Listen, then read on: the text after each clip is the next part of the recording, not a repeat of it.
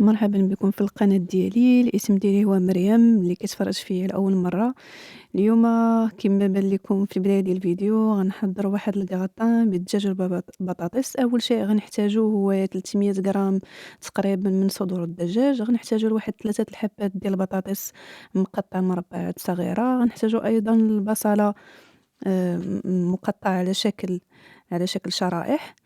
ملعقة صغيرة من الشاي ولا ملعقة شاي من الملح، ملعقة شاي من الفلفل الأحمر أو البابريكا، ملعقة شاي من les herbes de Provence ولا الأعشاب المنسمة، فصان من الثوم مبشورين، وملعقة شاي ولا نصف ملعقة شاي من الإبزار على حسب الذوق ديالكم، والقليل من البقدونس مفروم ناعم. هذه هي المكونات اللي غنحتاجوها، زائد عندي 200 مليلتر من القشطة الطرية. ممكن نتوما تستخدموا صوص البيشاميل، انا اختاريت نستخدم غير القشطة الطرية كافية.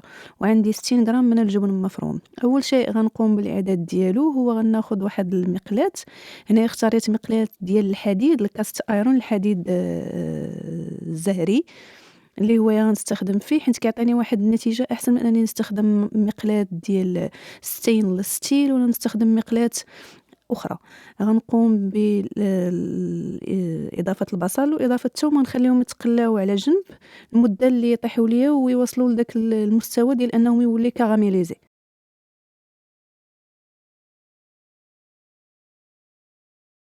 في نفس المقلاة ملي غتسالي ليا البصل غنقوم بالاعداد ديال صدور الدجاج.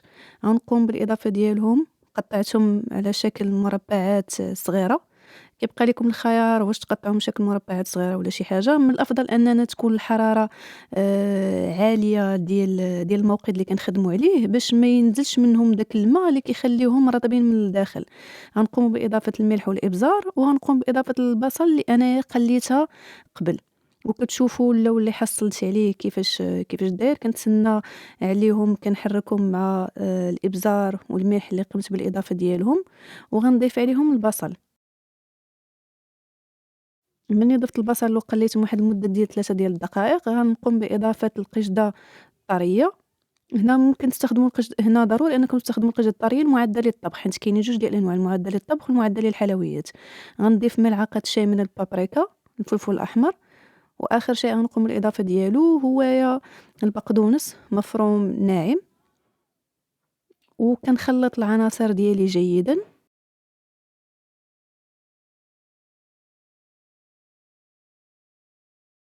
غنخليها فوق الموقد تقريبا واحد المده ديال 5 دقائق بين ما الدجاج ديالي تشرب هذيك القشده الطريه السائله. بزاف ديال الاشخاص كيتشكاو من ان الدجاج ديالهم كينشف ليهم اثناء الطياب. بزاف ديال الاطباق اللي كيحاولوا يصايبوه بصدور الدجاج كيكون ناشف. المشكل كاين هو في الوقت اللي كتعطيوه للطياب ديال الدجاج، وحتى في المقلاه اللي كتستخدموها.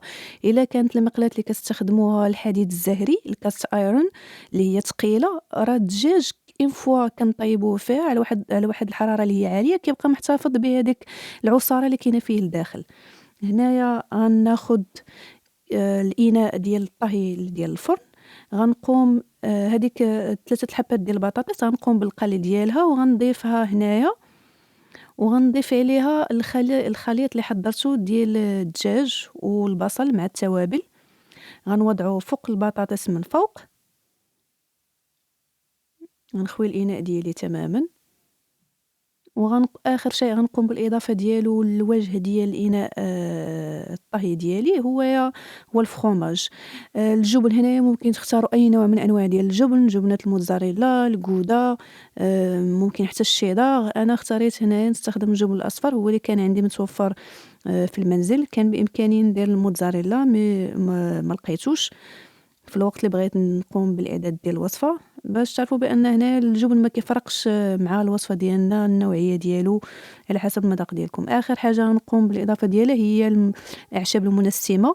هنا كنستخدم لي زيرب دو بروفنس. ممكن تستغناو على الأعشاب المنسمة، ممكن تستخدموا الزعتر، ممكن تستخدموا إكليل الجبل، غوزماري. غنقوم بالإدخال ديالو الفرن على درجة حرارة 200 تقريبا ولا 190 لمدة ديال 21 دقيقة. هنا كما كتشوفوا من بعد ما خرجته من الفرن مشهي غير المنظر ديالو كيشهي، والرائحة ديال ديك الأعشاب المنسمة معاه. من الأطباق السهلة التقديم والسريعة التحضير ممكن يكون كوجبة عشاء. ملي تكونوا جايين عيانين من الخدمة ديروه. هنايا كما العادة غنوريكم كيفاش كيجي من الداخل. الطريقة الطياب ديال الدجاج غتفرق معايا بزاف في التحضير ديال هاد الوصفة. كيجي رطب من الداخل، حيت حافظنا على ديك العصارة اللي هي كاينة في صدور الدجاج، يعني ما خرجش لينا ناشف. توليفة جد رهيبة ما بين هاد جوج ديال المكونات اللي هما البطاطس والدجاج. وحنا معروف عندنا في المغرب انه كاين بزاف ديال الاطباق اللي كنجمعوا فيها ما بين هاد جوج ديال المكونات. كنتمنى ان الفيديو ديال اليوم يكون نال الاعجاب ديالكم. ما تنساوش الاشتراك على القناة وتفعيل زر الجرس.